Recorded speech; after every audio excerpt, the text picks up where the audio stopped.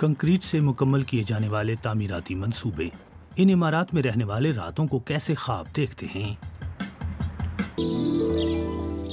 शायद दरख्तों और रोशनी के ख्वाब और जंगलों में और उनके रहने वालों के ख्वाब। ये हैरानी की बात नहीं कि बहुत से इंसान अब कंक्रीट की बजाय लकड़ी के बने घरों में रहने की ख्वाहिश करते हैं। जर्मनी में तकरीबन हर 5वां नया घर लकड़ी से तामीर किया जा रहा है। लेकिन क्यों? जो कोई भी लकड़ी के बने किसी घर में दाखिल होता है, इसका मयार और अंदरूनी माहौल देखते ही हैरान रह जाता है। जब आप लकड़ी से बनाए गए किसी नए घर में दाखिल होते हैं तो पहले ही दिन से बहुत अच्छा महसूस करते हैं और वहाँ की रिहायशी फ़ज़ा बिल्कुल मुख्तलिफ होती है।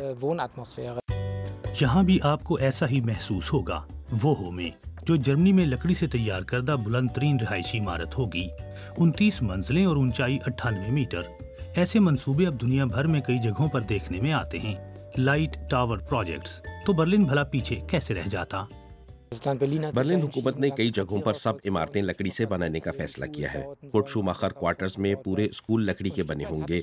हमें माहौल दोस्ती शहरों के अंदर तक लाना होगी। लकड़ी बहुत करामत बिल्डिंग मटेरियल है जो सदियों से कार्बन डाइऑक्साइड गैस में कमी करती आई है। ऐसी तामीरात से इस गैस के इखराज में आइंदा भी कमी लाई जा सकती है। लकड़ी और कंक्रीट में यही सबसे बड़ा फैसला कुन फर्क है। तामीराती शोबे में आज भी सीमेंट के इस्तेमाल का रिवाज है।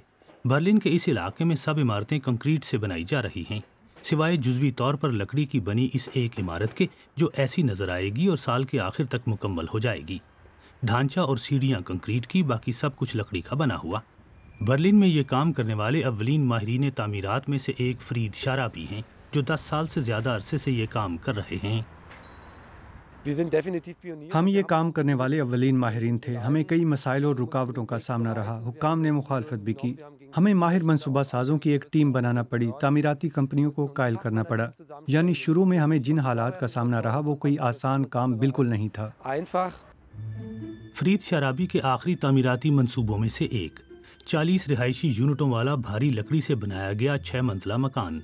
इस मंसूबे की वजह से शाराबी और उनकी टीम जर्मनी में तामीराती शोबे के सस्टेनेबिलिटी प्राइज 2021 के फाइनल में पहुंचे थे। हमारी कंपनी ने पहले खुद को लकड़ी से तामीरात के मंसूबों के लिए तैयार किया। शुरू में माहौलियाती वजूहात की बिना पर नहीं।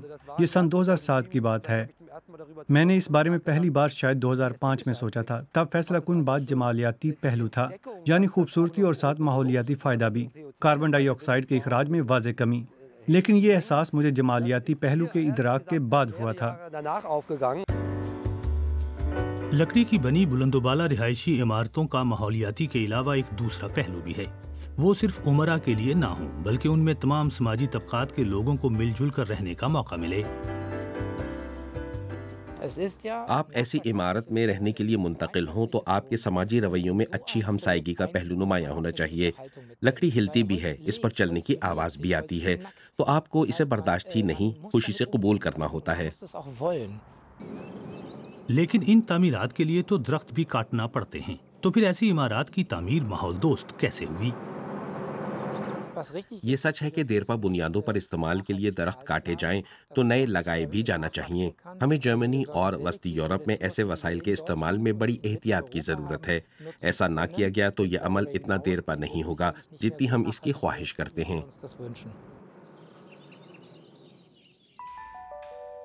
जर्मन दारुल हुकूमत बर्लिन के मरकजी इलाके में इस बड़े तामीराती मंसूबे की जगह पर इब्तदाई तैयारियां अभी शुरू नहीं हुई, मगर चंद ही बरसों में यहाँ लकड़ी से बनाई गई ये 29 मंजिला इमारत आसमान से बातें करने लगेगी। ये मंसूबा सन 2026 में मुकम्मल हो जाएगा।